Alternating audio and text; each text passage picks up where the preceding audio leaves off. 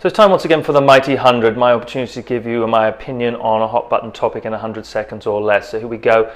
Ted Cruz and Donald Trump. Ted Cruz has finally come out and endorsed Donald Trump. No great surprise, I don't think, to a lot of observers, although obviously in stark contrast to his position that he took at the convention earlier in the year. And whilst I should be jumping up and down with joy at the spinelessness of this particular U-turn, it's clearly an opportunistic moment here for Ted Cruz. He's realized, and I think he was surprised at the backlash, the severity of the backlash and the criticism that he got for telling convention goers to, quote, vote their conscience, which of course just basically meant don't vote for Donald Trump, I'm not going to endorse him. And he said himself, I can't endorse him. He insulted my wife, he called her ugly. He said I was a serial philanderer. He insinuated that my father was involved somehow in the assassination of JFK. I can't vote for him, I'm not going to endorse him.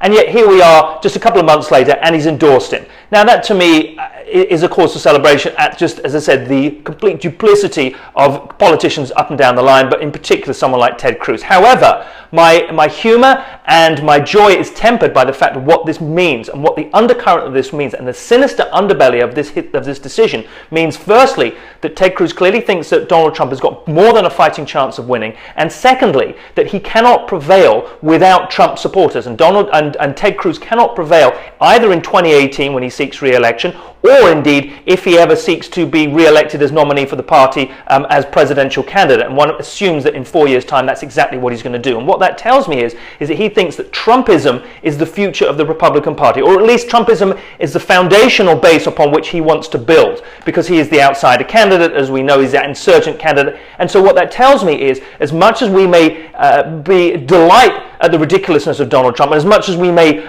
vilify those supporters, it indicates to me that Trumpism and those supporters are a very real phenomenon, and they are here to stay.